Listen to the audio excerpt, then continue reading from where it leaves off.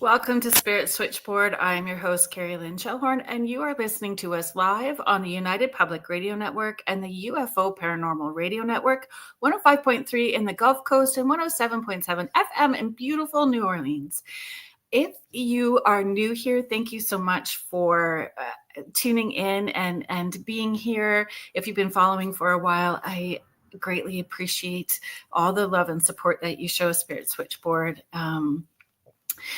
If you are new, you can head to uprntalkradio.com. We have so many shows on our network. You can research all of the different hosts and different shows, and there's something for everyone with UPRN. And there's new shows starting all the time, including a show that we started on Thursdays, Laura Lee Potvin and myself. Laura Lee, you may know her from the Angel Rock on Mondays. She and I started Beneath the Hollow Moon on Thursday evenings at 7 p.m. And we're having a lot of fun with it. So I hope that you guys can join us this coming or next Thursday. Let me just get these comments up. I am so sorry, folks. It took me a little while to get this. Oh, you guys, I am grateful that Beverli Rhodes is here today. This was, I don't know if you guys have been following me. I've been talking about it for a while. I have been commenting that it felt like I was counting down to Christmas because I was this excited about today. And I was trying, so I know that some of you that have been following me for a while know that I have that. I say that it's a secret, but it's really not a secret because I'm pretty transparent with way too many things. My little bucket underneath my desk where I have my salt water just to keep me grounded, so I'm not so much of a squirrel on Red Bull, because that tends to happen. Thank you so much. Hello, Laura Lee. I am so grateful. Laura Lee Potvin, so Angel Rock, Beneath the Hollow Moon with me. She is how I was introduced to Beverli. And so I'm super grateful to Laura Lee for making that connection for me. So I'm just going to read this, and then we're going to pull Beverli out and get the ball rolling. So in this special segment, we are sitting down with Beverli Rhodes, internationally known psychic, author, and expert remote viewer. So please welcome Beverli Rhodes to the show. Hi, Kerrilynn. And hello. A special hello to Laura Lee. Thank you, Laura Lee, for making the connection. It's a great connection to have, and good luck with Beneath the Hollow Moon. I think it's going to do awesomely. Well, it is just fun hanging out and talking about all the things that we're passionate about, and all of the little more conspiracies and cryptids and the fun things that we don't necessarily get to explore on a regular day. So cryptids are a lot of fun, that's for sure. Yes, aren't they? All of it. Heidi Gold, thank you for being here. We'll just do some quick hellos, and then I will. Oh my goodness, you guys are just filling up the chat today. So Heidi is tuning in from Boulder, Colorado. Oh wow. Hi, Heidi. Mm-hmm. Oh, she is saying happy Beltane as well, too. Yes, of course. Happy Beltane to all. Oh, there's Carrie. Hello, Carrie. Hi. Thank you for being here. Contessa Martin, thank you for being here. Victoria from Astrolight Paranormal, thank you for being here. Victoria was my guest last week. If you missed the show, you can find it on our archives. She had some amazing evidence from experiences that they've had. And so please give that segment a watch. Jody McGrath, thank you so much, my friend, for being here. Oh, Lulabelle, yes, Lulabelle. Lulabelle just had an alien DNA reading yesterday on my show, Awaken with Beverli Rhodes. So that was too much fun. Oh my goodness.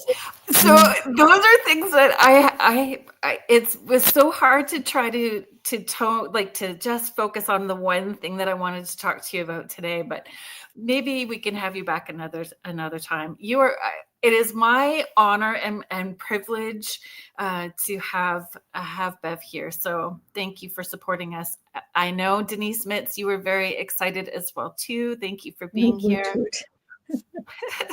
Lorelei, there she is, the beautiful lady herself with her gorgeous long hair. I've seen Lorelei's beautiful hair before. Much jealousy Yeah. with that. It looks amazing. Yeah. Anna De Silva, Jackie White, thank you. Oh my goodness.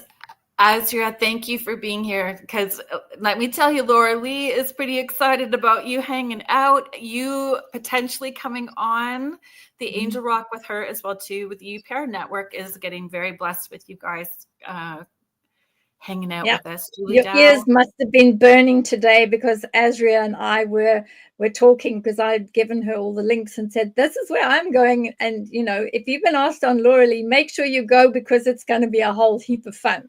So she said, oh, that sounds nice. Yes, I have been asked. And yes, I will be going. So, yeah, looks like Azria will be with you.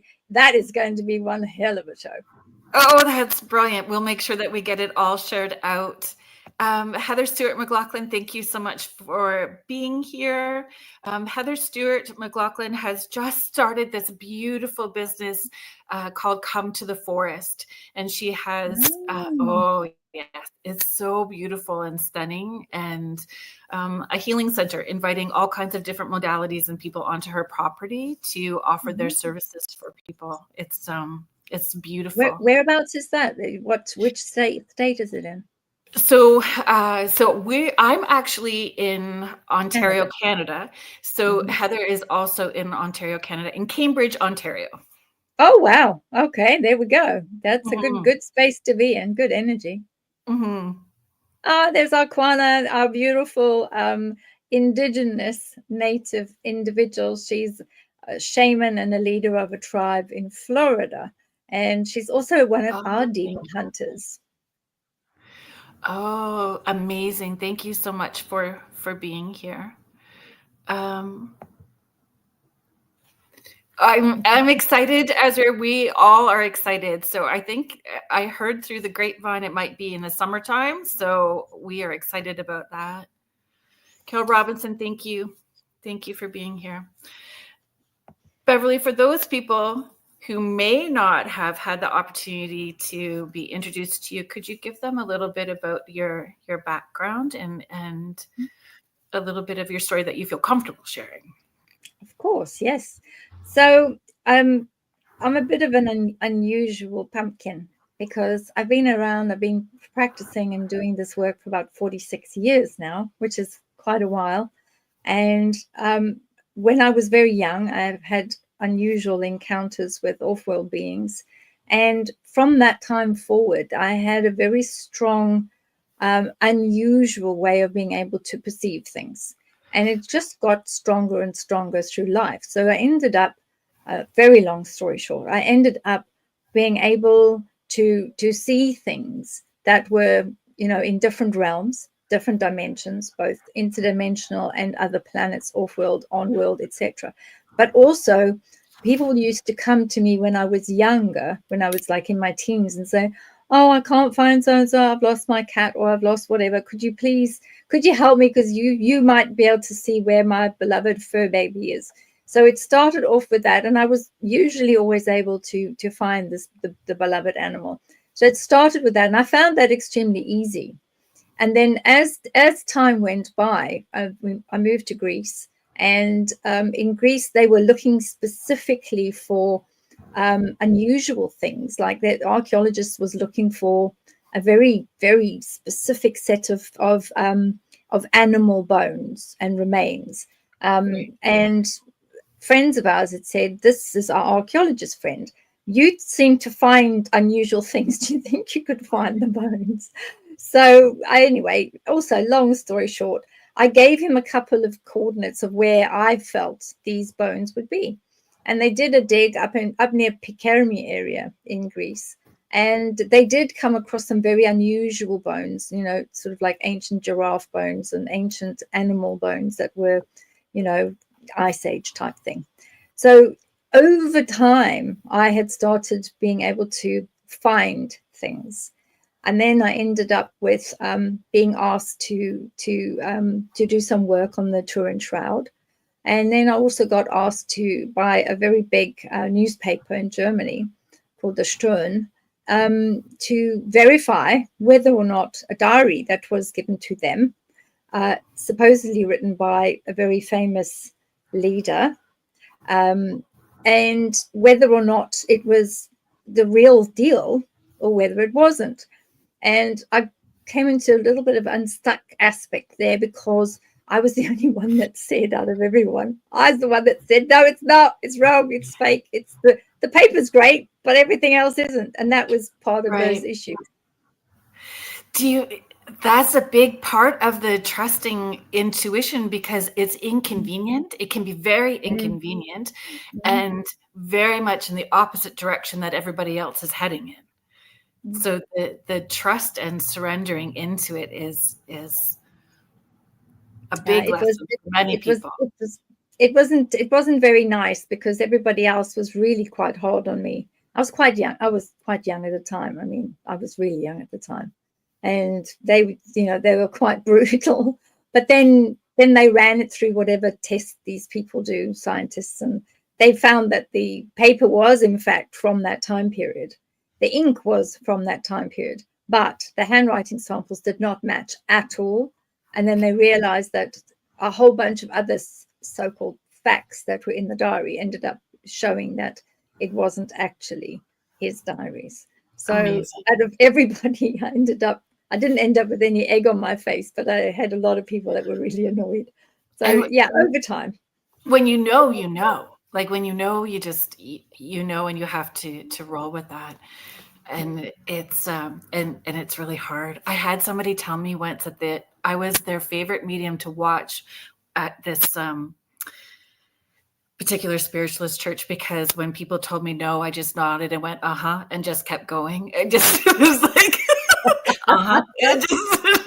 I'm just going to keep rolling, because when you know, it's very difficult. It is. It is. And like, sorry, I'm just going to pull this up, Kate. Oh, hi. Hello. Oh, Kate. There's Kate Snyder now. She's one of our other demon hunters. Kate is amazing, the work that she does in clearing land, clearing people, finding these awful creatures and dispatching them with the help of the angels. Absolutely amazing lady. What Carrie is sharing, especially if you're a people pleaser and trusting your intuition, a recovering people pleaser, and all of our experiences affect that, how we trust or not trust, or have a closed heart. And we can't have a closed heart and do this work. Our heart has to be open. And then our intention and the why we do it, our thoughts, words, and deeds and actions all have to be in alignment. So how does intention, I guess maybe that where I would want to ask, because we're going to focus a lot on remote viewing this evening, because you were young, what was that transition like? How did that muscle grow, and intention, I guess, from the time you were younger to maybe maybe now? Well, I think it grew. It was one of those items that grew quite slowly, actually. It was something, because I had young children at the time, I wasn't able to fully be involved as much as I wanted to. I mean, I had 4 children at the time too, and I know you have your 4 as well. And it was difficult, because I would get these phone calls from various agencies, 3-letter agencies, and they would say, we're going to send you a package by UPS or DHL or whatever. Could you just have a look at that? And it was always, could you just. And then I would think, well, how on earth am I going to do this and the children and sort this out? And anyway, I used to do it, and I thought, well, it's good practice for me. And then I would write the report in the way that they wanted it. I mean, we are going back a long time now. We're going back like over 40 years. So it was different in those days. You'd have to write your report, wait for a phone call, and then explain what it was, and then put that in the same envelope, and then they'd come and collect it and take it back to the agency.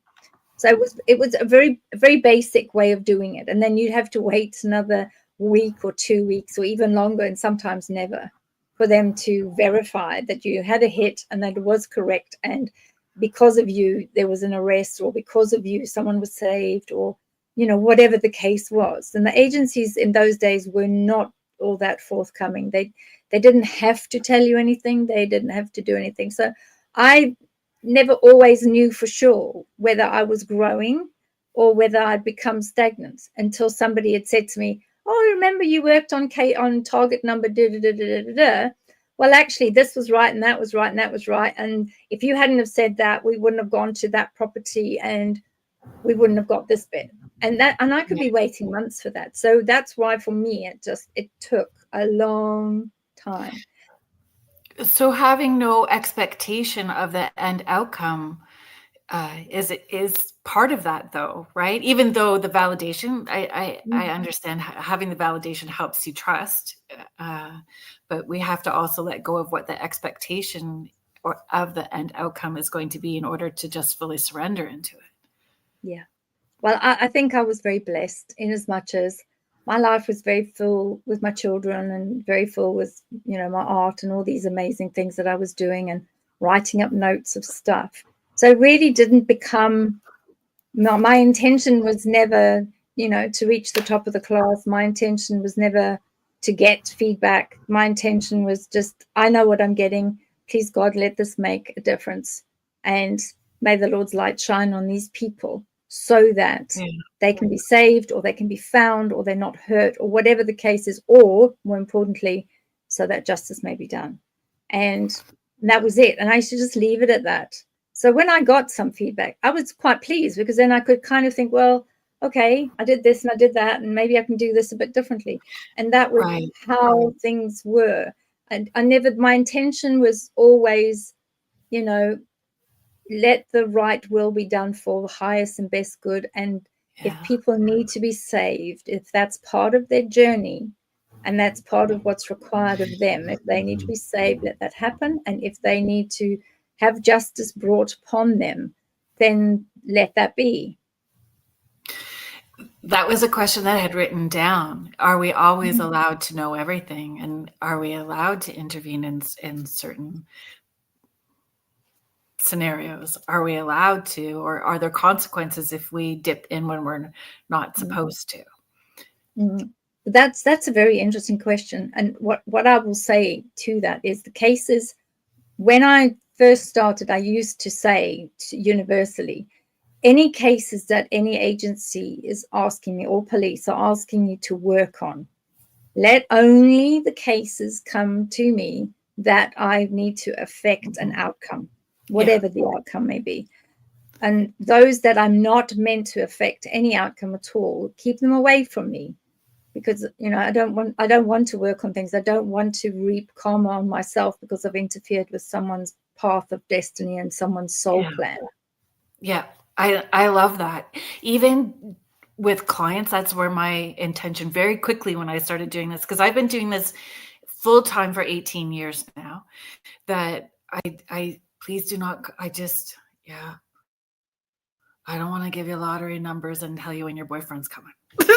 I just don't. I want it to be a focus of personal growth and healing and understanding. And I can help you get there. Like we can, that was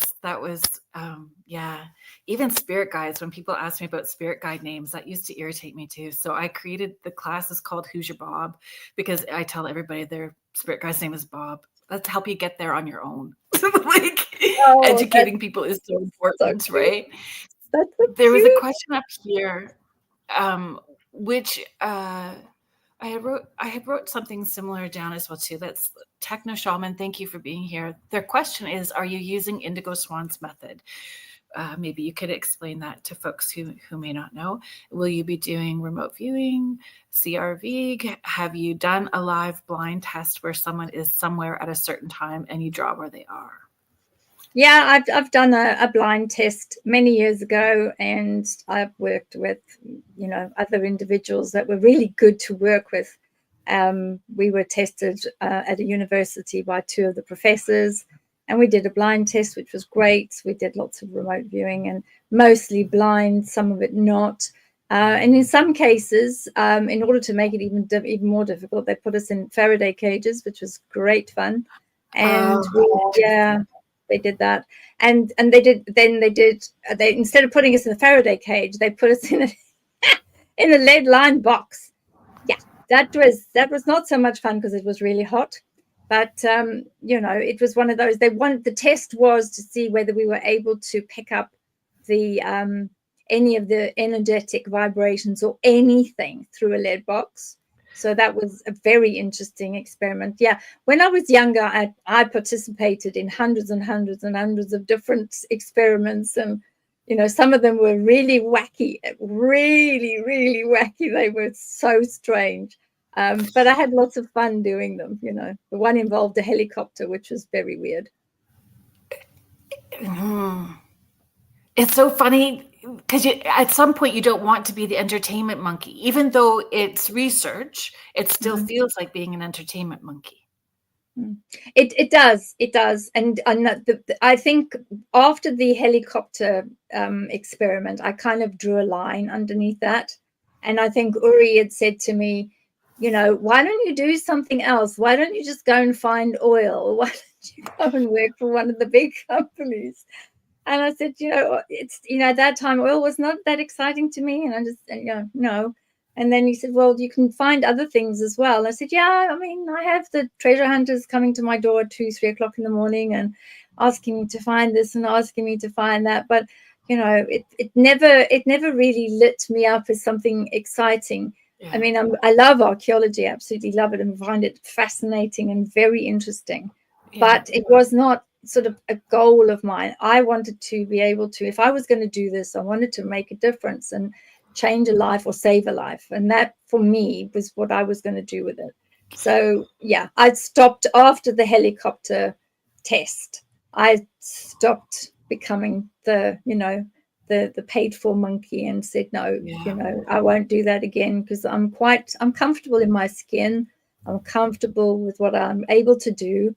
I have an extremely good track record internationally of finding missing children. I specialize in children, not adults, not criminals, definitely not people that have embezzled money, fraudsters, etc. I'm not interested in them. But when there's a child involved, that piques my interest and that makes a difference for me. So yeah, all of these different tests that they like to put you through. Yes, and I do follow the SWAN method, and I have still got my original CIA handbook. I still have it. I still follow the same way of doing it. And when I teach that every Friday, we go through exactly the same way. We have a target number. We write everything down exactly the same as we used to 46 years ago. If it works, you don't mess with it. Yeah, and it does work. It's a really good process, and it is. And once you understand it and you know it, if you stick to that, then it's because you have to do it like really quick, really fast. You just use exactly the same method, then everybody knows it. Everybody knows how to mark it, and it's very clear what you received, and it's on your piece of paper, and off you go. What is the difference between frequencies with remote viewing, receiving psychically, mediumship? How did those frequencies differ? Maybe before you don't answer that, just we're going to roll that back just for 1 second. I have to tell you how much I adore you. I purposely didn't. I've watched maybe 2 videos because I didn't want to watch a whole lot. Okay. Didn't want to watch a whole lot beforehand. I watched the very beginning of one clip and I went, oh yeah, you're a person for me, because you were explaining negative energy, and you used the analogy of a brownie. Like, anybody that uses food analogies for intuition is my kind of people. Negative energy is like a chocolate brownie. Yeah. That's it. That's the only thing I could think of that would be that everybody would understand is chocolate cake. It's so true, though. It does. It's heavy. It's dense. Feels a certain way. So if we're talking about frequencies and how they feel, does remote viewing energetically feel like when you receive psychically, when you receive through mediumship? How do they differ? So those people who aren't doing this work would be able to understand how it feels? Yeah, that's a good question. So I think that they do differ slightly, not a whole heap, because you're still tuning into, it's an extra sensory perception, and everybody's senses will pick up energies slightly differently. It's what they look like. So I tend to say that for me, with the toroidal field, so this very large field of energy that you have around you, that is probably the easiest to pick up, because it's like when you rub your fingers together, you can feel the warmth, you can feel the tingle, you understand that it's there, and that is part of that energy. And it's a bit like, and here we go with the food again, it's a bit like really nice chewing gum that you can or toffee, where you can squash the toffee, make it nice and warm, and then you can pull it like that and it stretches out. That's like a really strong energetic value that has got some substance to it. It's got warmth to it. It's sparkly and it's great. It's not like a macaroon that when you squash it, it just falls to bits. So it's two different types, but those are the long ones that you pull out. That's a really good analogy for a very nice, strong, remote viewing, energetic that you're moving into, picking it up, pulling it out, and having a good look at it. And then you pick up the emotions, color, sense, taste, smell, what's around it. And if you're just viewing where you are, in other words, you're not going out of your body, and you're not doing a co-location. So you're not pushing yourself out and going to the place, having a look, and then returning with the information after you've cloaked yourself and protected yourself. Two different types. It would be that nice toffee that's squashed and nice and squishy that you pull and stretch, and then it becomes all glistening, because that's what it's like. Best way I can describe it. And everybody's freaking out and everybody's hungry now. Toffee, yeah, toffee. Squashy toffee, why not? Not again. Oh dear. Yeah, not again. Aquana now wants coffee. What did I do? I created a monster. Sparkle toffee. Julie Krause is a brilliant a medium in the United States. She's been on the show a number of times as well too. So thank you, Julie. I'm glad that you're here participating tonight. Laura Lee was asking a question. I'm just going to pull it up for you now. Beverli, when you're teaching, do you find as a student it's helpful to get into theta through meditation prior to remote viewing? Yeah, I think in some cases it's very helpful. With some of my students, though, what I do say to them is I try not to scare everybody too much initially. I try to make it as easy as possible for everyone. I say to everyone, there's no right and no wrong answer in the beginning, because I know when I first started, 46 years ago, there were lots of things that I used to think, I used to think, oh, it's a pen. And actually it wasn't a pen. It was something completely different. It was, it was a plant stake from the garden to hold, plants up that you stake. And that was honest enough mistake. So in the beginning, you can trip over things. You can, see a shape and it's not exactly what you think it is. And then you realize, conscious mind's having lots to say here. So get the conscious mind to keep quiet. Chihuahua brain. Oh, I tell you, reptile brain. So that type of thing. So everybody, I like to try to get everybody to engage, to get everybody to have a good go. And if it means that we can just do our protection, do our grounding, and just have a nice hour session where we're trying our very best and seeing what we pick up. Because then you tend to know, if you've got a class of, say, 20, and my beginners class is always free. They're always 1 hour, they're always free. And then we see whether this is something that resonates with you. Because if it does, you'll pick it up really quickly. If it's something that doesn't resonate with you, it'll be something, oh, goodness me, now I can't be doing with this. So I try in the beginning to keep it very light, very, very feathery, just enjoy yourself, give into the flow, set your intentions for my greater, higher good, my higher self. And if I can help somebody, fantastic. If this is meant for me, make it easy for me to flow. And I start that. Then later, when those that I see have really got a talent for it, then we move on to the next stages. And then we start with, the theta status, or we sometimes use machinery to evoke the theta status. But it depends on where we're at. But that's a bit further down the line. So, yeah. Thank you. Do you find, I just want to share these comments because I'm trying to not laugh out loud, but listen, okay. Iguana is saying, I am a snack, or so I've heard. But then it gets better because Lulabelle is saying, oh, Lulabelle, that's so funny.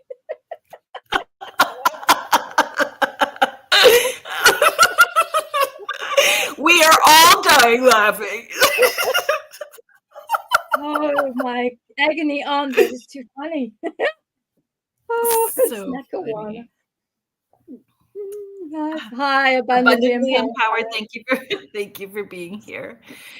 So I have a question about that. In a group environment, if everyone is doing that meditation and raising frequency, do they have more success as a group when they try to do it individually outside of the group? Do you find their self-esteem wavers a little bit, or they're not feeling as successful on their own as when they're in a group?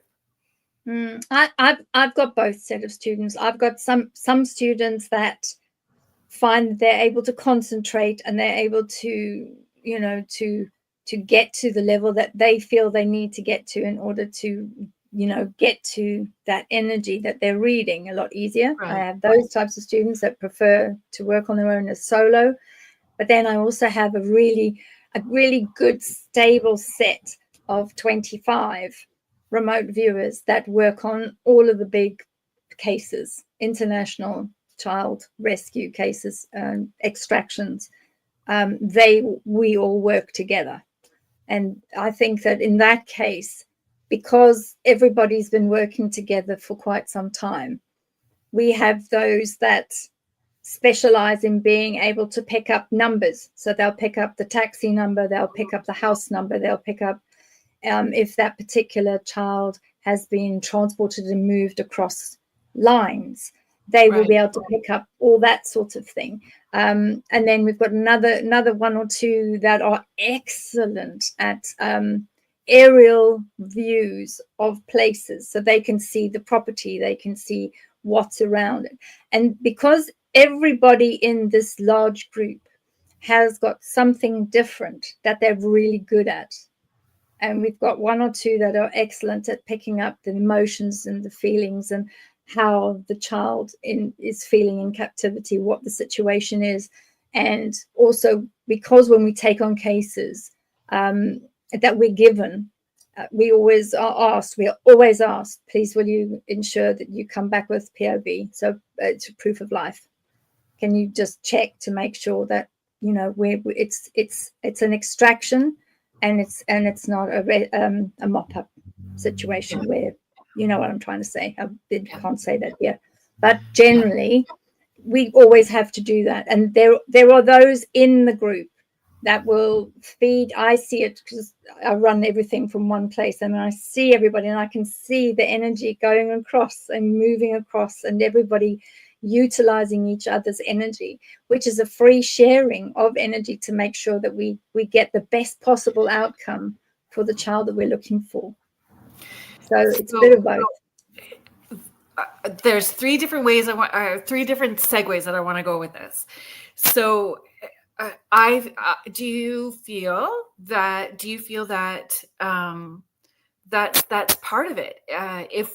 When we're doing healing, anything that we do, thoughts, words, actions, it goes into the collective consciousness. We're all tapping into it, whether it's good, not so good, it's being put out into that collective. So needing the collective in order to do the work that, each of us has our own soul contract and how we're to be of service and how we use those abilities of service. Do you see it that like we're not meant to know all of it so that we can be part of the collective?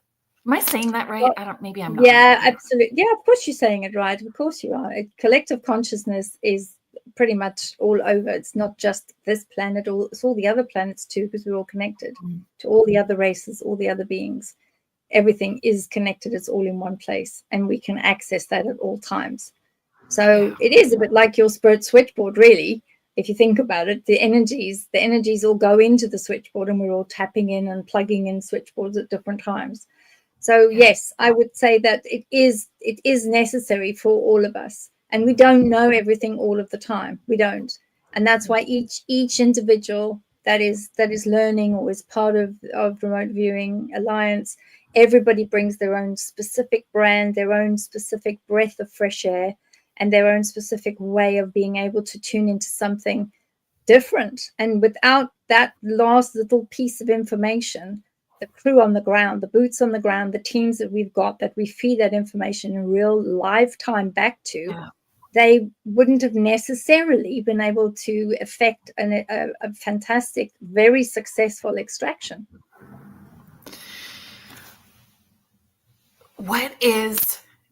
Are there varying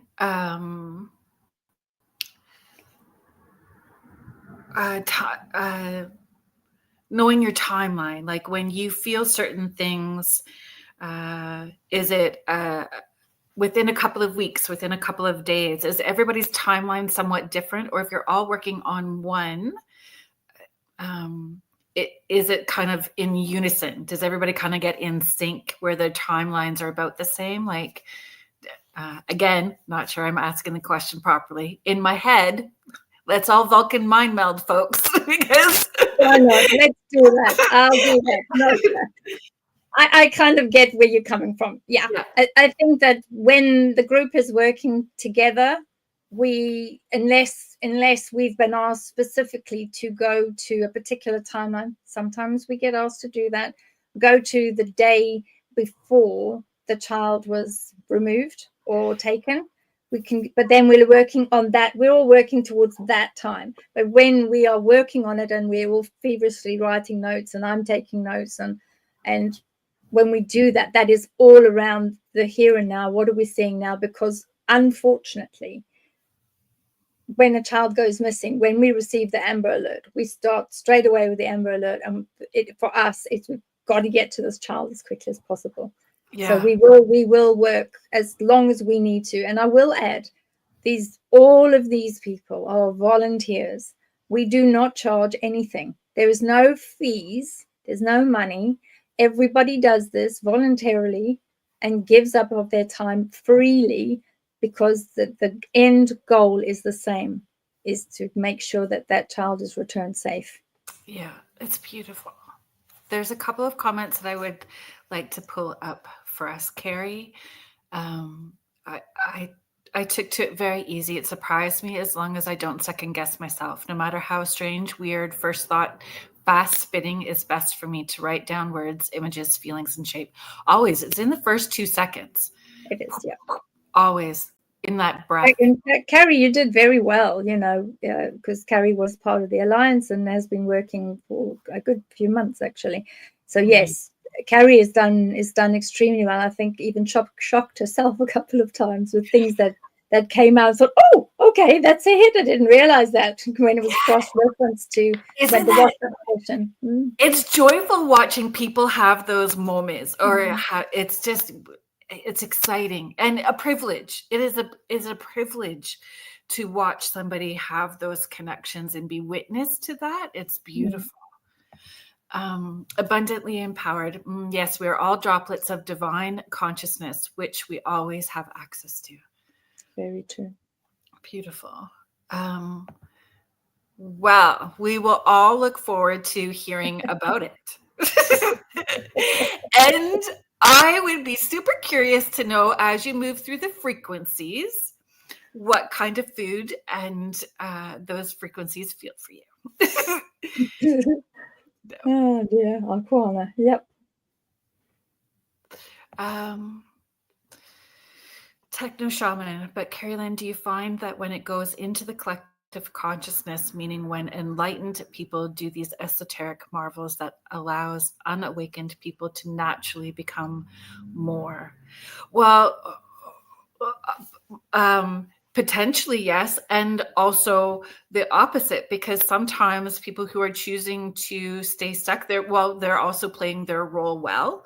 Sometimes they're just playing their role very well. And then they respond like a hurt dog. They don't understand those higher vibrations and frequencies. So they snap, growl, and bite and give you more of what you don't want. So sometimes you have to go through the back door a different way to put that energy out. Beverli, do you have thoughts? Would you like to chime in on that? Yeah, I think that most individuals I find will draw down what is right for them at any given time, because what is for you cannot be against you. It's what you draw down, and naturally, because energy flows and goes where it needs to be. So if you're meant to be accessing the collective consciousness and you understand that and it works well for you and it vibrates with you, then that's exactly what you'll do. But I do agree with you when you say sometimes when individuals are not ready for that burst of energy sometimes can leave the person just crying and upset and thinking, oh my goodness, what on earth was that? So yes, it's a double-edged sword in a way. Yeah. When you were doing this work, how do you, when your children were smaller, how did you ensure that those energies weren't felt throughout the house with other people within the space? Well, they luckily there was a period of time, obviously, where because they were little, they were at school. So that was quite easy for me. I had a space set aside that was my own sacred space, and I worked within the sacred space. Or if I didn't want to work within the house, I used to go and stand in the swimming pool. Like my bucket of water. So, standing in the swimming pool, you can do a lot of work and you can do it really quickly. And when you get out of the swimming pool, you just let everything flow back into the water, and that was it. That's beautiful. A very easy way of doing it. There was abundantly empowered is sharing. I think the collective consciousness is raising for everyone, nature included, but each individual has a choice to stick with the known familiar or become more. Yeah, that's very true. That. And back to the good food. thing. Yeah. Oh, here we go again. Yeah. The layers of sherry trifle. Yeah. The bottom layer knocks you out. Ain't that the truth, Lulabelles? Especially if you are allergic to alcohol like I am. Yeah, I stay away from the bottom layer. I eat all the yummy bits at the top and I don't eat the bottom.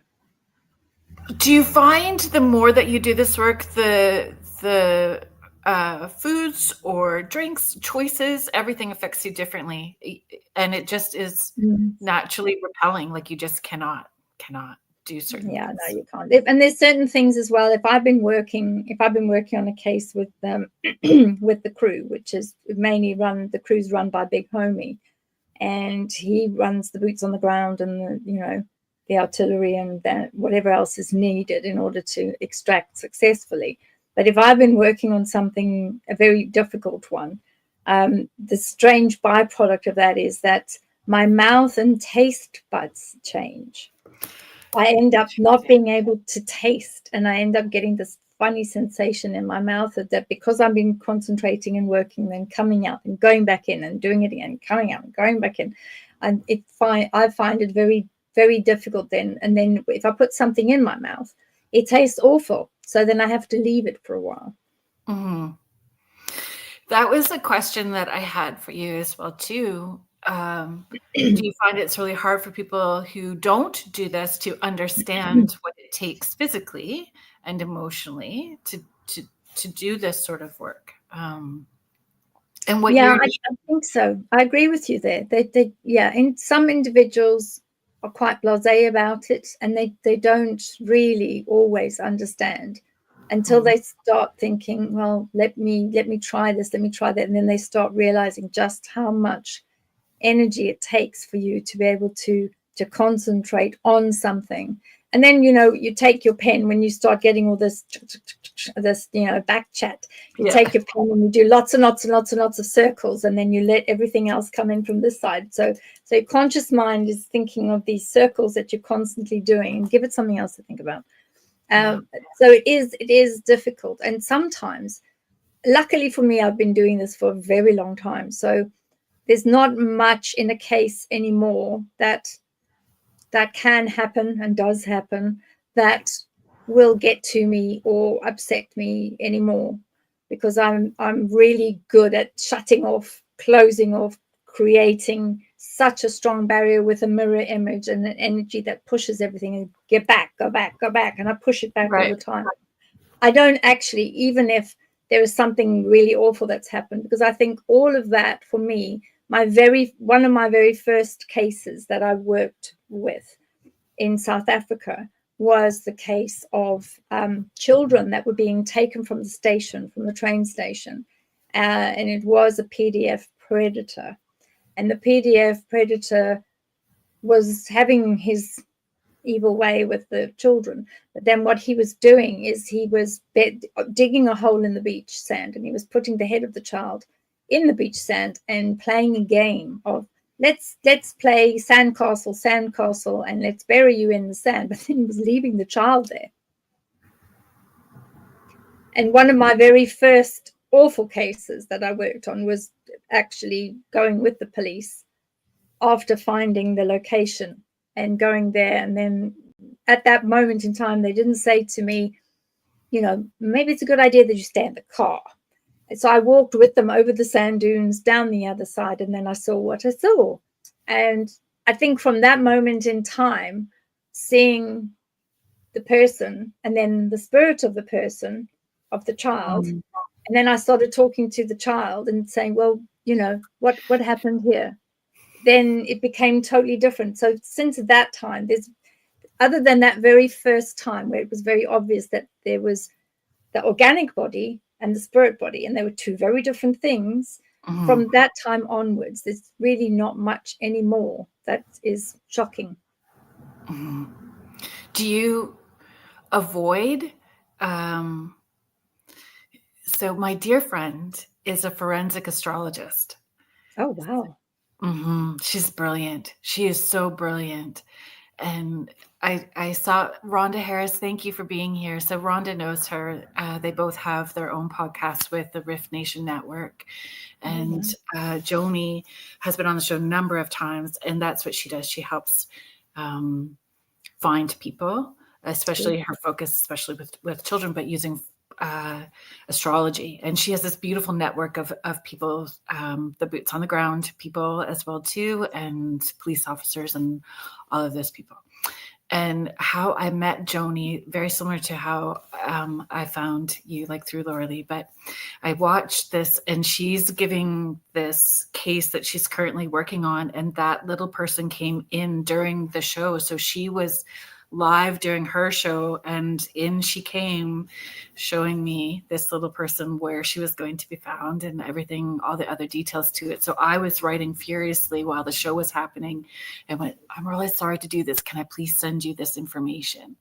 But do you find, so now I kind of avoid it. If I've been having my own things that I'm working on, I can't put myself in that position because I just don't want to be open to it, which makes me feel bad sometimes. But do you find that happens for you? Don't want to watch the news, not going to expose myself to certain situations or places so you can be off? Yeah, well, I think as far as the mainstream news goes, I don't think I've watched mainstream news for about 15 years now. I just don't bother with it because it's not a focus of mine, and the energy that comes from it is actually quite distorted, and it's very, it's duplicitous, and there's a lot of lying with it. And there's one thing I hate is lies and deceit and all this other nonsense that they decide to cook up. And, they're expecting everyone to buy into this twaddle, and there's no ways that I will. So I just don't bother with it anymore. I tend to watch. If I'm going to watch something, I'll watch something like, National Geographic, or I'll watch something about archaeology that's interesting, that I can learn something and expand my thoughts rather than, being spoon-fed something. No. So, yeah, I just stay away from it. Yeah. Joni, this is my friend Joni. Joni Templeton Skinner, True Crime Mysteries Beyond the Veil, folks. If you wow, I love it. That is her podcast, and she's brilliant. But not even just news, like as much as I love Joni, and Joni understands how things work for me. So I know that she doesn't get upset when I'm like, I shared you out, but I'm not watching tonight. Because it's just not feeling like I can be there tonight. But the scallywag, she's a scallywag. Yeah. So Joni, what I will share with you is over the last 24 hours, I've had a really good conversation with Virginia Roberts, which has been quite interesting for me, because she's been kind of not happy with the way that she's been allowed to become distended, and that energy is very sort of waiting, very broken, and waiting for her babies and her children. So I've been looking at them, not quite sure what to do with it yet. No doubt I'll find something to do with it, or give it to someone and say, look, is there something you can look at with this? Because, there are very specific Wednesday about it. Oh, did she? She did. She did tap into it, and it's maybe you and Joni can have a conversation, because and it was very interesting. And this is what I love about Joni. And Joni has a number of beautiful, intuitive people that will chime in, just like you, creating our communities that are doing this work, and more people are finding each other at the right time, right places, right, in order to do this work. But yeah, she did an event astrology, and fantastic. Yeah, and then Joni, are you comfortable? I don't want to step in a big pile of poo. Is it okay for me to say who else you? Joni, you're going to send it to Beverly? That's brilliant. Thank you so much. I will say definitely for Joni and for yourself too, is that it was definitely not an unaliving. It wasn't not an unaliving situation, and I'll be very interested to understand with her event astrology, because I would imagine, not that I know anything about astrology because I don't, I would imagine that energy with the astrology probably was meant to go on and do other great things, but was stopped. So, that would be quite an interesting collaboration to see, what it was that was said, what it was that I was able to RV. There you go. There was zero. Absolutely, Joni. Yeah, that's what I thought. Because years ago, when the famous photograph came out, there was a particular agency that asked me to remote view the house, and to go upstairs on that timeline marker and go and look about 10 minutes before at the top of the stairs where the photo was taken. And I did that, and I saw the famous Princey Pooh, the Randy one, trip over the carpet. She has her own nicknames for all those people as well too. Good. Well, you have to with this. You know what this channel's like. You can't say certain things. So I'm super careful, so I won't ever get you into trouble. But he tripped over. Nearly landed on the banister, silly twit, and then ended up standing next to that person. Put his arm around her and had the dark-haired Ghislaine in the side. That was fact. It happened. That's how it happened. That's what I saw on that date marker. Job done.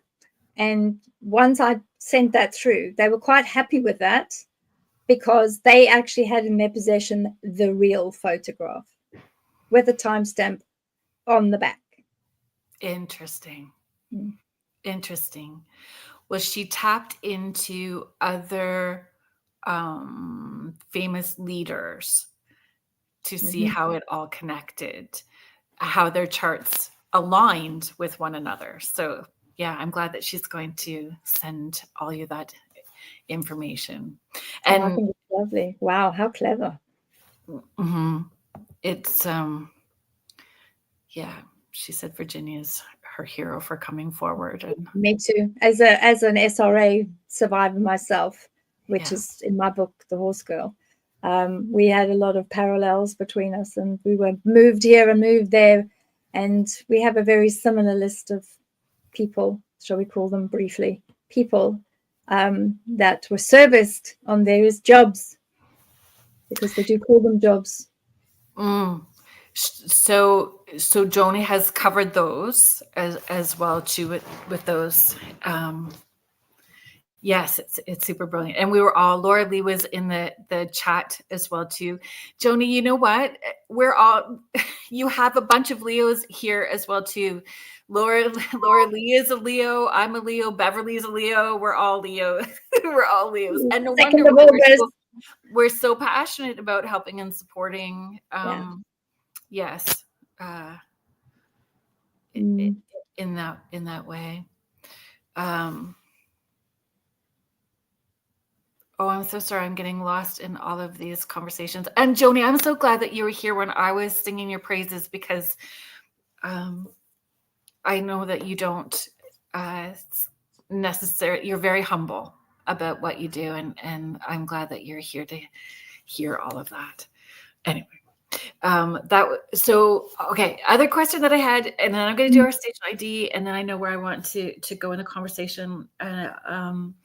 Was about the art. You had mentioned art earlier. How important is it when we are opening up or with our intuition to have those creative outlets?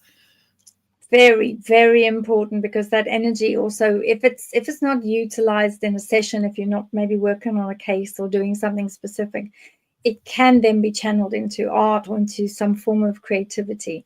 And because I can't knit or sew or crochet or anything remotely like that, the only thing I can do is paint. And that's why I thought, right, that's what I would do. And that's how I allow that to flow. And I use acrylics and mix it with all sorts of amazing things and sparkly stuff and whatever. So I do a lot of acrylic flow work, and I allow whatever just comes to come. And, you know, when we were raising money during the time after I was in the 7th of July London bombings, they asked me to do a really big painting, and I did a big painting. And then I was really very blessed at the time, because number 10 Downing Street heard about it and said, well, can you come and hang it in the wherever it was in 10 Downing Street? And I went, at first I thought it was a prank call. I said, yeah, right. You are the person that runs number 10. Yep, I'm sure. Come on, stop pulling my leg. I think the guy actually, it was you. But how would you, well, so there's, okay, I'm going to do the station ID. Then we're going to come to that question. We're going to do that question. We're going to do the station ID so that we don't get in trouble. So if you are just joining us now, thank you so much for being here. You are listening to Spirit Switchboard. I am your host, Kerrilynn Shellhorn, and you are listening to us live on the United Public Radio Network and the UFO Paranormal Radio Network, 105.3 in the Gulf Coast and 107.7 in beautiful New Orleans. If you are new here, thank you so much for chiming in and being part of the show tonight. You can follow uprntalkradio.com to see all of the hosts and shows. There's always new shows that are starting up with our network. There is something for everyone here. Laura Lee Potvin of the Angel Rock and myself started a new show 2 weeks ago called Beneath the Hollow Moon. And it is fun. I hope that you guys hang out with us there. We talked about time travel. We were going to talk about the Mandela effect, but we lost time because there was so much to talk about with time travel. So, so we hope that you join us next week at 7 p.m. Eastern tomorrow night. Anyway, so my guest tonight is Beverli Rhodes, author, remote viewer, psychic, and it's just a pleasure. It's just such an honor. You have no idea how excited I was. You responded to that email, and I was like telling everybody, oh my goodness, she emailed me back. Like I was pinching myself. I literally felt like it was countdown to Christmas. Oh, you're so lovely. Thank you so much. And I was looking so forward to meeting you. I went and watched all your shows. Oh my goodness. Well, there's So, growth there because you'll I see, I went did the little finger thing where you do the tick thing. I did the tick thing all the way along, and I thought that was really nice. And I thought, oh, that's a nice one. I haven't heard of that topic before. So yeah, I too have learned a lot, and I know there's a UFO network or something as well. Haven't found it yet, but I'm sure I'll be able to find it. Want to go and have a little scratch around in that and see what's going on. there's just so much. So our network owner, Joe Montaldo, Laura Lee, you can help me out because I car. So please help remind me what the iCar. I'm so sorry, Joe, if you are listening. Please know that I appreciate all of your knowledge and the space that you provide. But he has done UFO contactee experiencer research for a very long time, and so that is and he. Yes, helps with 3-letter alphabet soup agencies and all of those things. Mm-hmm. And so Michelle DeRoche is our network manager, and Michelle is very connected and as well too. So we have these brilliant people who host this space and host. How lovely! Mm-hmm. Much needed, especially now, right now in these times, with the changes that are happening and with the new earth and all these things that are going on. It's just the perfect space for everyone to speak as freely as they possibly can right now. Thank you, Laura Lee. My ADHD brain went all over the place. ICAR, International Center for Alien Research. Alien Research. Thank you. Oh, thank you, Laura Lee. She put the YouTube network up for us as well too. That's a good one. YT Network YouTube Live. Okay, I'm going to go and have a look at that because that's very interesting to me. Because when I was in SA, when I was in South Africa, there was a particular crash that took place. And within 2 days, everything was gone. The whole lot just disappeared. Yeah, it's gone. It disappeared to another country. Weird things happen for a lot of us with all of that as well too. Okay, misconceptions and myths about remote viewing. Yes, I think that's a good one. Just psychics and mediums, because everyone thinks that we have to be tapped in and open all the time, but it really is. I mean, we are, but there's an open and a close. But some myths and misconceptions, some of the greatest ones that you have come across. Would you be able to talk about that? Yeah, there are a lot of misconceptions. A lot of individuals, kind of don't understand the difference between a psychic and a medium. And they think that a medium is someone who can also sort of jump into remote view areas and can also do all sorts of other things. And while they're at it, make the tea too. So there's like a whole bunch of things. And kind of when you get involved with all of this, you have to explain what your field of excellence would be. And this is the area that you prefer to work in because you excel in that. And some of the other areas you just don't excel at all. I mean, I've known some people have thought that I was, able to understand astrology and do a chart and do all these things. Like, no, I bummed at maths. So I wasn't very good. So there's no ways I could do anything like that. But ask me about your energy field and I can tell you something about that. That's okay. Yeah. It's two totally different things. I mean, once again, it's a difference between a souffle and a sponge cake. Same thing, totally different mechanisms. And do you feel boundaries? People can ask the weirdest questions of you as well too, or of us.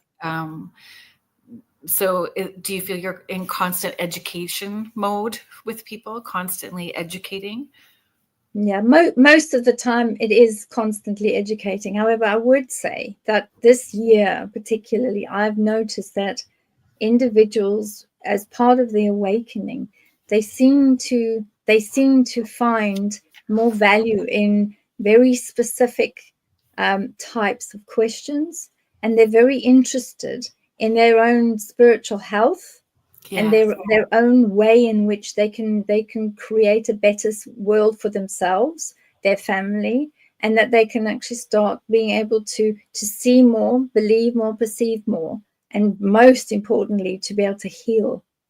And these are the types of questions I'm getting now. Whereas in the past, it was, well, when am I going to get this big car? Or, am I going to be able to go and buy the big house that I want to do? And then when am I going to... What was your response to that? I just laugh. Oh, I was like, why don't you have it? Let's figure that out first. Well, yeah, I said, what? I said that, and that's what you want to see me for. That's, and I do, and I just laugh because it just... And then they realize, whoops, that was a wee bit too shallow, and maybe I shouldn't have said that. And then they very quickly change gear, and you can actually see it's like change gear quickly. And then they'll and then I will look at them and I'll say, what is it I'm missing here? What am I missing? What did I miss? And then they really realize, oh, Sherbet, I'm in a wee bit of trouble here. I better come up with a decent question. Right? Imagine wasting, as Akwana is sharing, imagine wasting a session to ask about a car. I don't think anyone would. So if you were, this can be twofold. What suggestions would you have for someone if they were seeking out either a psychic or a medium or a remote viewer? What would you tell them to look for? How would you encourage somebody to vet people out? I think one of the things that is always extremely useful is to ask the person for the maternal and the paternal lines. What are the energies there to assist me in living my best life, my best and happiest life? Because really, when you start looking at those energies, those individuals, the ones that came before us, those that are blood of my blood, the genes of my genes, they have got a vested interest, because we all know that all of our soul family are connected. And when we are successful and when we live our best life and when we clear, historical curses and when we clear all sorts of amazing things, they benefit too.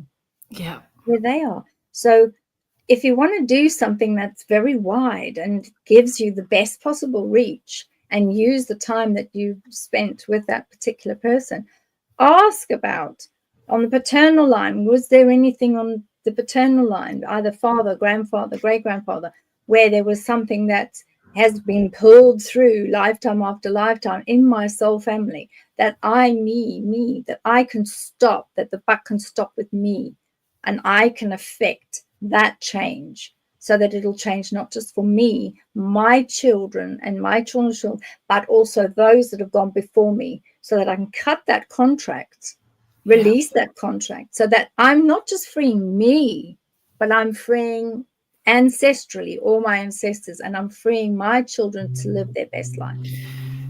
So when we do that, does it go dimensionally and alternate realities as well too? It does, because they're all interconnected.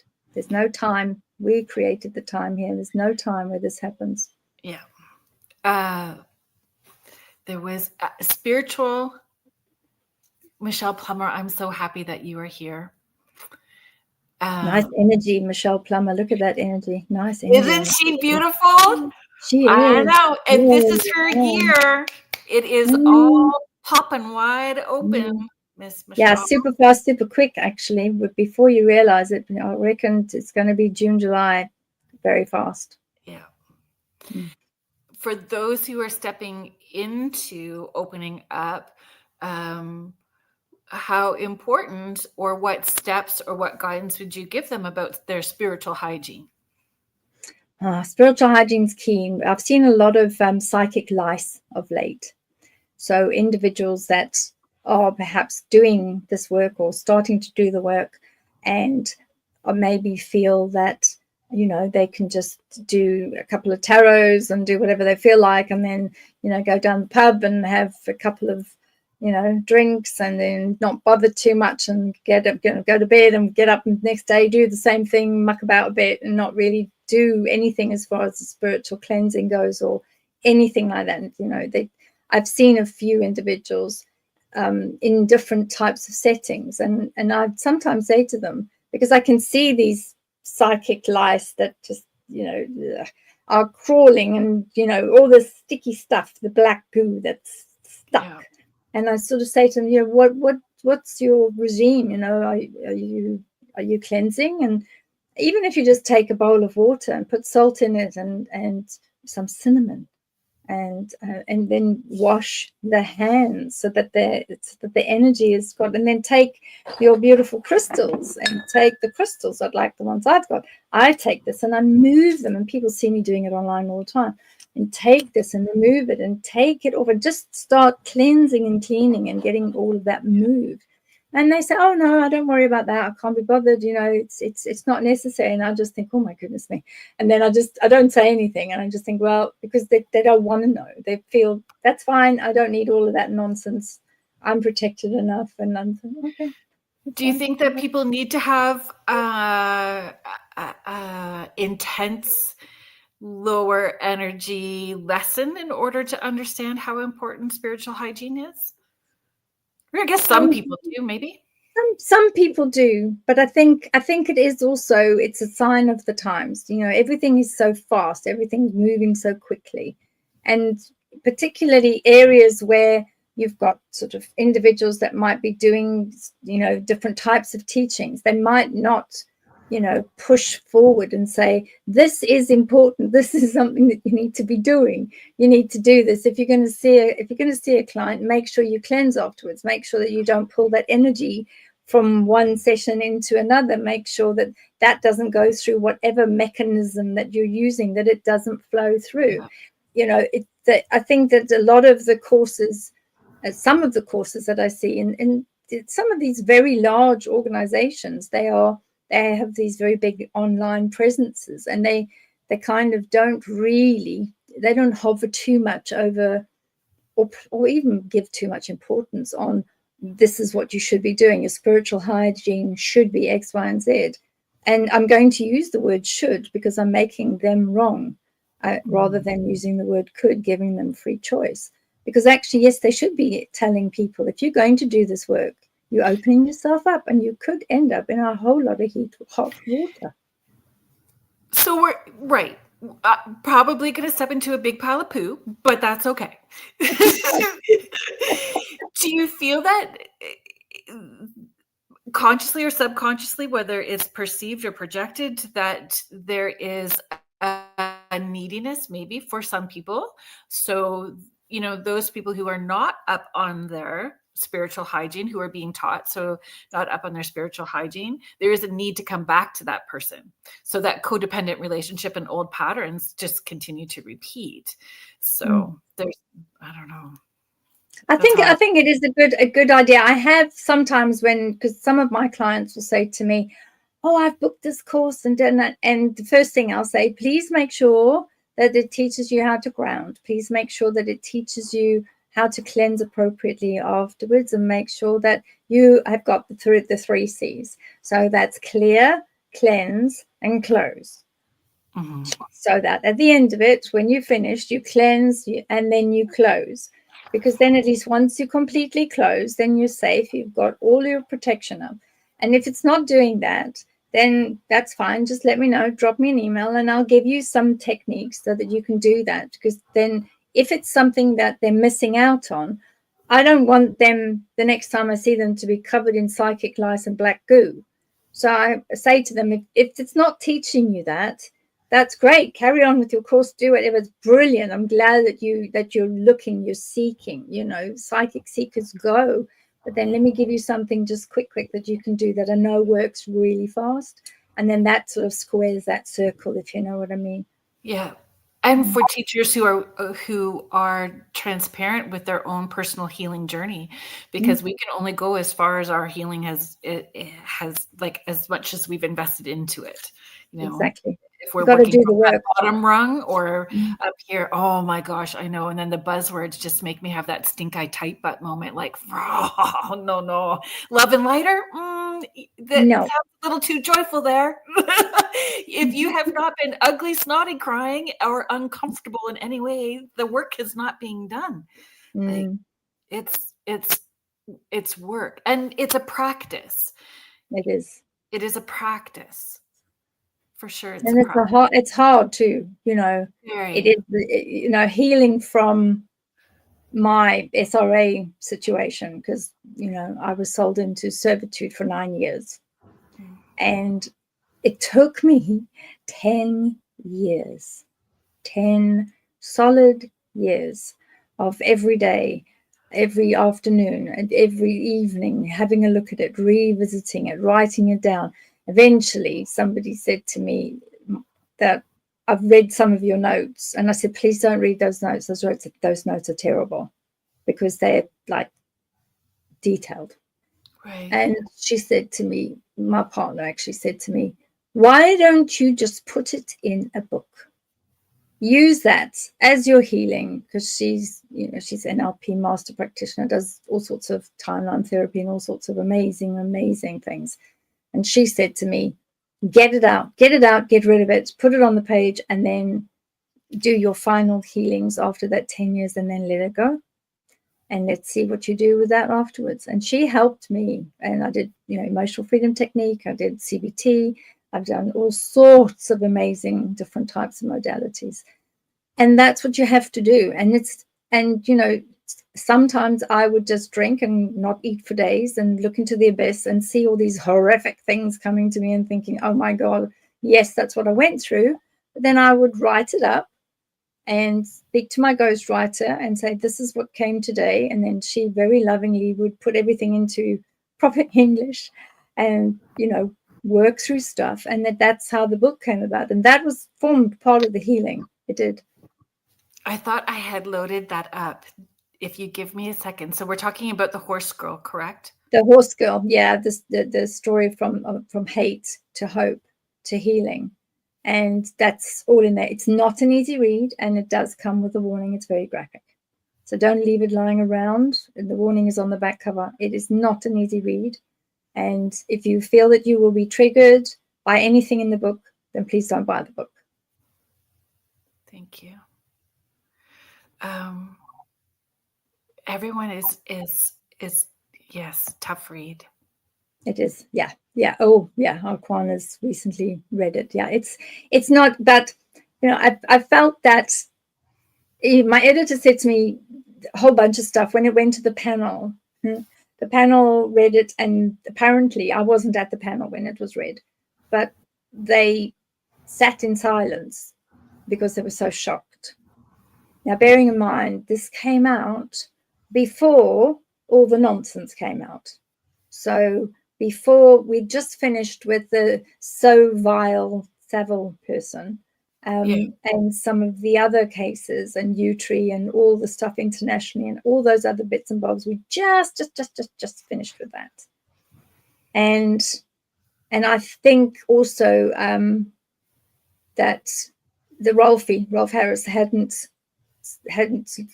really been totally found out by then, so that hadn't even come to light. And the others hadn't followed either. And they were all in the book because I mentioned them. And from that point of view, it had just started. And my editor said, we're going to have to take out quite a bit because these cases that you're mentioning haven't come to light yet. And we can't say anything because they could you could end up, in a problem. Yeah. Or if it does come out, then the police are going to be asking for the manuscript, which happened anyway, actually. So right. The main manuscript went to Scotland Yard, and then I had to go to the video unit and give testimony, which I did, which is fine. And so from that point of view, it was necessary then to bring it out because it was valid today. So it's gone full circle. It was then, all the healing was happening then, and it ended sort of 2015. And now, all these years later, what is in that book is very relevant because it's all of the stuff, all of the information that's coming out today, and is that the light that we have across the planet is being shed into all sorts of little corners that people never thought would happen. How important do you feel it is for people to write their story or share their story or record their story in some way? I think it's an integrated part of healing, because you have to feel it and you have to hear it in order to heal it. And also what's really important is our words, and that the breath that comes out, the words that we put on our breath, that allows for healing. And when you send that breath out into the atmosphere, out across the world, that in itself will allow for the healing, because it's like a boomerang. It goes out and it turns and it comes back and it comes back. And then when it goes into the heart chakra point, it can go out for 5, 6, 7 miles. And that's what I found when I did that. It came back and it healed me, because it made me realize I'm not the only one. And for a long time, I kept the secret. I kept the secret. I kept the guilt. I kept thinking, my fault. I better not tell anyone. People will think badly of me, etc. I was very, very silent. I was a good girl. I did what I was told, until one day I didn't. And then it all came out, When you say it, you claim it.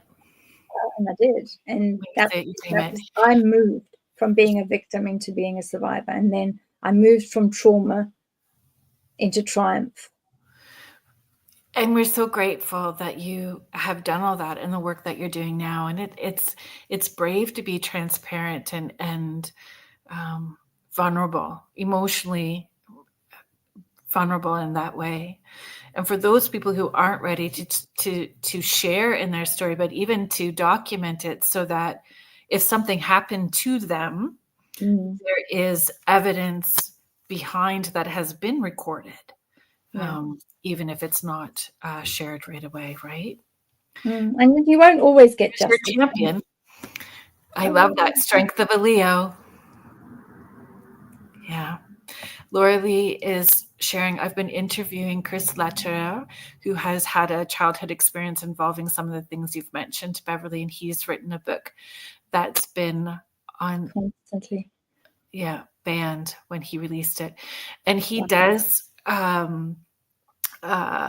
donate some of the proceeds of that book to the survivors of the Montauk Project, which he was involved in. So there's money that goes back to that as well. It's a good cause. It most definitely is. When I wrote my book, it was the Survivors Coalition Foundation that I said, a percentage of the proceeds would go to the Survivors Coalition Foundation at the time, but which has now since been closed down. So,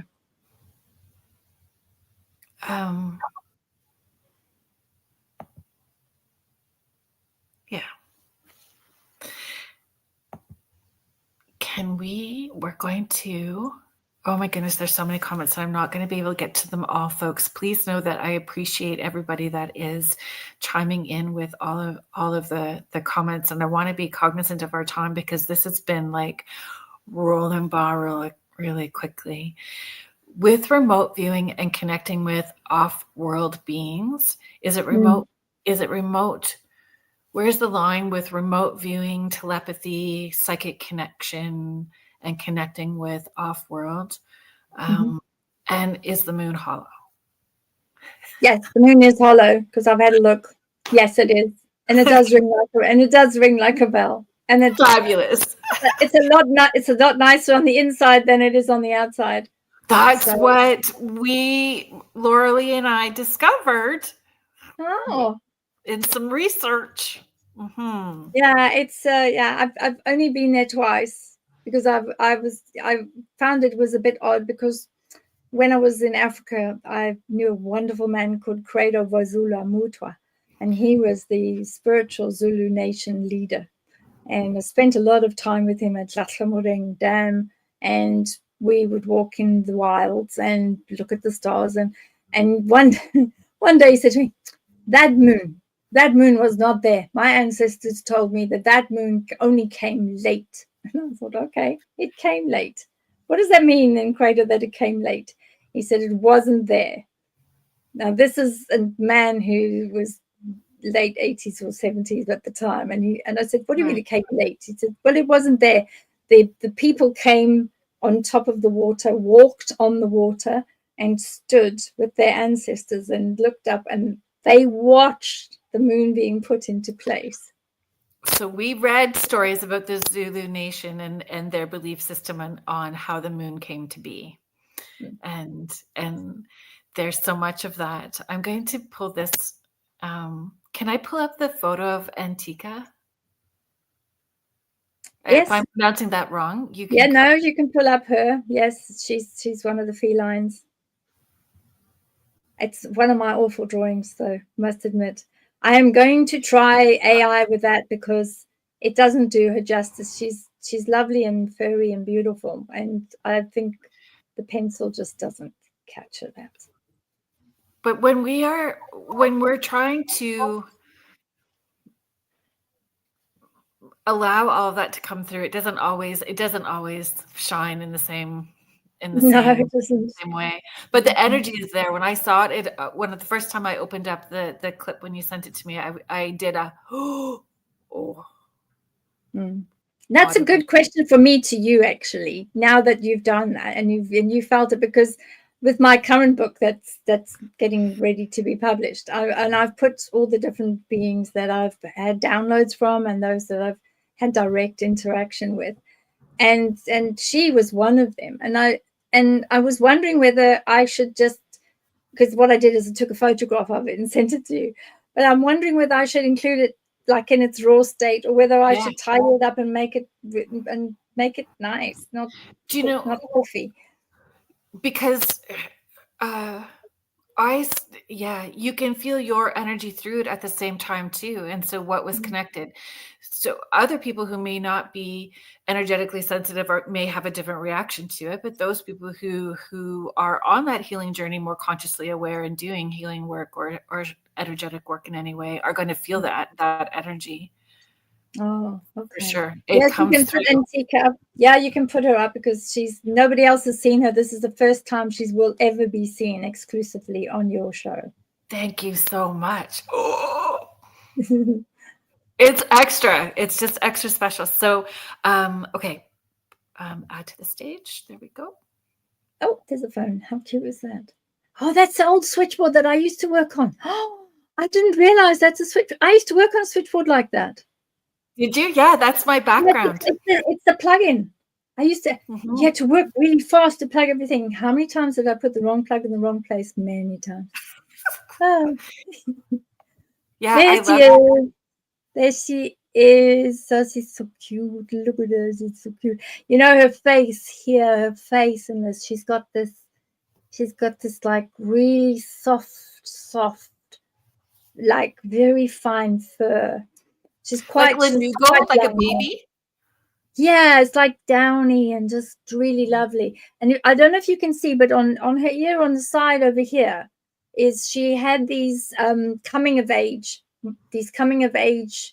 like clipped things on the side. You'll see there's these round circular marks, and those are her coming of age marks. And she had a lot of hair, but because she was still young, she hadn't got all her full mane and trestles and all these really big golden eyes. I mean, you can't see because it's a pencil drawing. And she had started to change within her facial structures as well. And she was, although she's feline, Antika, she has a part human parent lineage. So her dad was one of the ones that helped me, particularly on the pleasure port, because that's where I ended up quite a few times in a slave environment. And she was very interested in my slave tag because it was 126694. That was my slave number.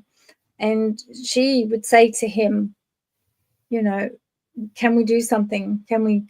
And how can we help and things? And she was almost instrumental in that, because she was very irate about, she didn't like the fact that there were slaves, and why were human slaves, and why was there such a difference between these different types of peoples. And she was an absolute sweetie. How did she present to you? Was it remote viewing? Was it actual? Is it inside eye, outside eye? How did she present? She was more of an out experience. So, you know, when I go to sleep in the sacred space of my sleep space, when I go out, then I meet with Da'ar, and then I meet with others. And she was, because at the time, she had her dad, who was very, very involved with what could be rightened for humans that were being taken from our planet in order to do all sorts of things. And it's very common, especially in the area where they auction off the humans, and they do all sorts of work here, there, and everywhere. And she was saying to her father, can we please try and do something, Father, because this is really not right. How would what advice would you give people who are fearful of off-world guides or being open up to the idea or concept? There's a comfort level for some people if we talk about ascended masters or angels. If we push that boundary a bit, they hold their breath and go into fear mode. So what advice do you have for people to be open to their guides that are from off-world? There are a lot of different types of off-world beings. I mean, I think that individuals, Clifford Stone himself, he had sort of quite a few, 60-something that he'd clocked himself, or he'd captured, he knew, and had written up. You know, other individuals sitting in the 136 region of beings. Not all of the beings are kindly. Some of them are quite difficult. The only ones that I would be particularly worried about would be, you know, Dracos, Draconians, the reptilian types, but also more importantly, the greys, all three different types of greys, the small greys, the tall greys, etc. But I think if you are protecting yourself and you say what you need to say before you allow these beings to make themselves known, you could find an extremely interesting discussion that you have with off-world beings, because they are interested in our well-being, no different than other guides, and us being of service to the best of our ability. And yes, they definitely do. And I see Lulubelle saying about her blue being and the cheeky fairies. Yes, and there are many, and then there are many new types of beings that are coming forward and stepping forward, that are allowing themselves to show themselves.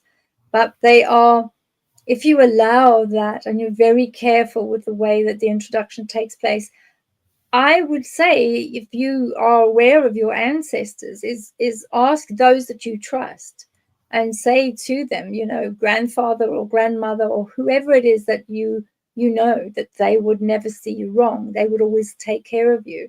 Mm-hmm. Ask for their assistance, because they're always around. They will always hear you, and they will always, you know, it's beneficial for them to make sure that nothing happens to you and that you live your best and highly spiritual life. Ask them and say, grandmother, I know I would like to, if there is a being that would like to step forward and talk with me, please make sure that you keep me safe, because your grandmother and your grandfather, for all intents and purposes, would always keep you safe in this lifetime anyway. You know, I'm a grandmother myself. There was no way I would allow anything to happen to my grandson or my granddaughter. Isn't it the best job in the world? It's the best job in the world. It is. My granddaughter calls me Queenie. Oh, bless her! That's so lovely.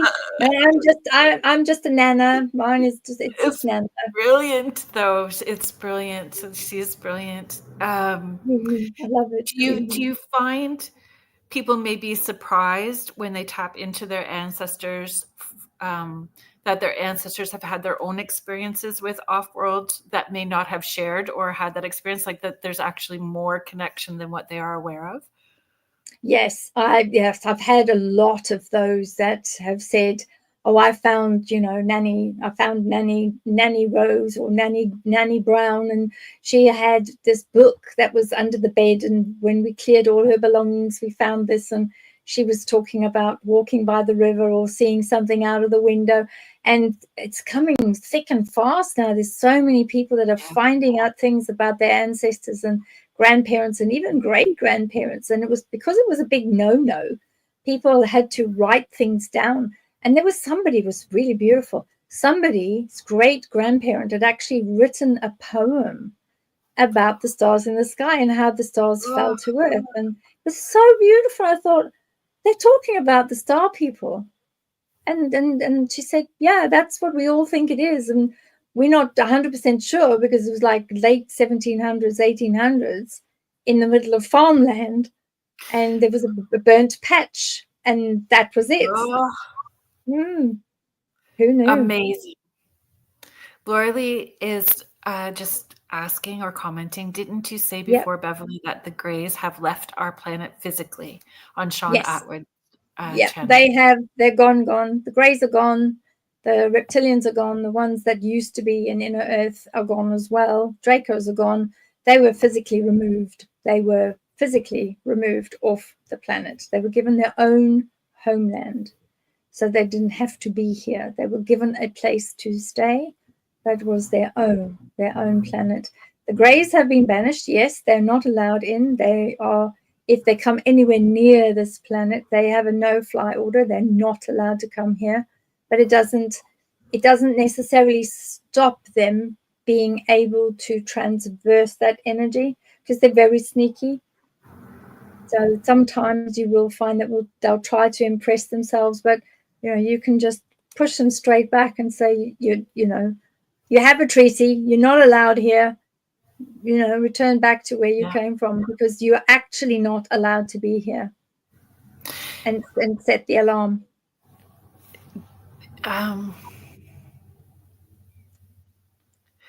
The confidence, the more you step into it, the more confident you are. There's really no fear when you tap into it. Like there's respect there's respect and understanding, but you really do lose your fear with all of that stuff when you start stepping into it. You do. And that's the whole thing. I think the more that we're exposed to it and the more that we see, feel, perceive, even if it's just behind you and it's just out of reach, then it becomes very obvious that they're there. And the most important thing is not to fear them, because those individuals that, see our fear as a really beautiful ice cream, they will say, "Oh, what we got here," And I say this, there is nothing to hear from them. We are sovereign beings. And the most important thing I can say right now to all the listeners is very important. You cannot ever sell your soul. That does not exist. Doesn't happen. It's BS. You cannot sell your soul. Your soul is you. It's yours. It travels with you for all your lifetimes, this lifetime, other planets, where no matter where you are, going back to source, no matter what. It's not something you can sell. Nobody can buy it. It is yours. It is your soul. It's part of you. You cannot sell it. Very important. Thank you for sharing that. And exactly, 100%. It was fear-based control, manipulation. Yes. Bullshit. Yes, absolutely. And I love that you went back. Laura-Lee's just commenting as well too. We went back to the food analogies. So we're going to be tasting ice cream. We don't want to be a food source for low vibing dimensional beings. Jackie White. Thank you, Jackie, for being here. Jackie is sharing, I've been looking into the eyes of this being and feeling such deep emotion. You're drawing tearful while you've been talking. Jackie is an animal communicator. Oh, So isn't that she's so lovely. Antica is just gorgeous. It gives me tingles all the time. I think what I'll do is I'll take an eraser and clean it up because there's bits of pencil where I've been, where I was moving my hand. But what I'm going to do is I'm going to find out how to scan it, because I think I'm putting 8 pictures in the middle of the book, and I want that, seeing as everybody here seems to like it, I will put the original in, but then what I'll do is I'll also do a nice one in AI so that it looks as close as a bit more polished, and because I'm not exactly an artist, but I did my best. And I had one encounter with the ant beings before they left, before the ant king died, and I went under the ground, and it was absolutely phenomenal. It really was. And I saw them with their light sources and how they were bringing homeless people in from the top down the stairs and into their world, and looking after them and feeding them and things. And one of the things the ant persons had said was, these are throwaway humans, so we will have them with us because we will look after them and they will help us to tend our lands.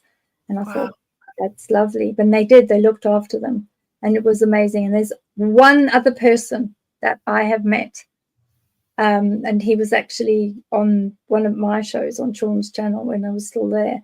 And his name is JP. And he and I did swapsies of notes of things. And he actually did meet the Ant King. I never did. I was just there briefly and then left again. But that was that. And that other drawing is the other drawing that I'm going to put in the book as well, amongst others.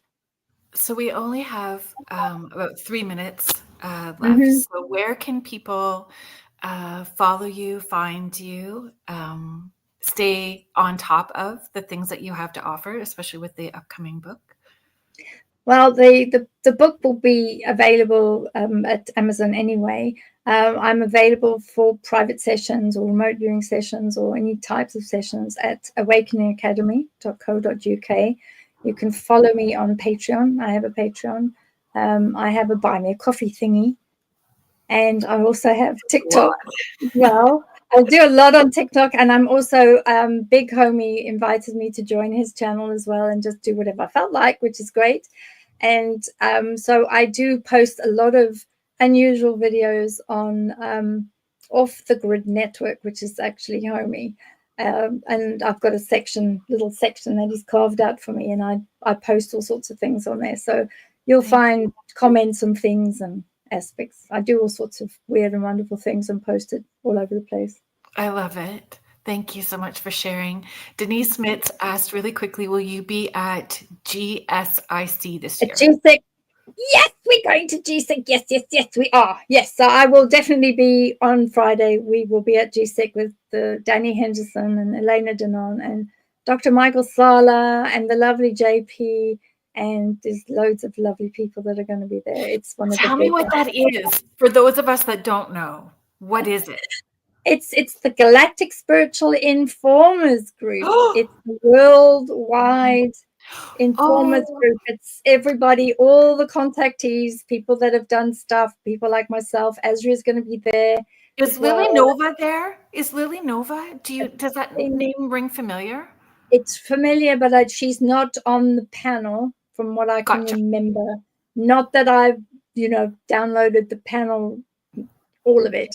But the main ones are going to be obviously Dr. Michael Sol is there, Elena Denon, Jenny, JP.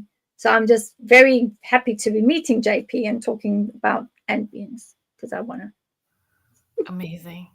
Thank you so much for being here and sharing. It's been a pleasure. Thank you. Know that it's an open door invitation. So I would love for you to come back anytime. I would be lovely, and to come and meet Lorelei and Joni and everybody. I think that's amazing. And just also thank you so much for, having a look at my wee drawing, because I was a bit scared about it coming out because I was thinking, oh, what if it's just awful? But you've been so gracious and so lovely about it. So I will be using it in the book, all thanks to you. Oh, thank you so much. It honestly, you can tell when somebody who is working authentically and from that vibrational space, it it emanates off the page and you can feel it. I need to be mindful. So Church of Mavis is coming up next, folks, with UPRN. Please take a stick around for Jeffrey Pritchett with Church of Mavis, and I will be back here next week. Thank you to the United Public Radio Network and the UFO Paranormal Radio Network, 105.3 in the Gulf Coast and 107.7 FM in beautiful New Orleans. Thank you to Joe Montaldo and Michelle DeRoche for creating this space for us. Thank you, everybody that has been in the chat. I appreciate all of you, and we will be back next week with Pet Medium. Oh my goodness, I'm having a brain fart. I'm so sorry, folks, but it is Pet Medium. So I hope that you were able to join us next week. Good night, everybody. Thank you. Good night.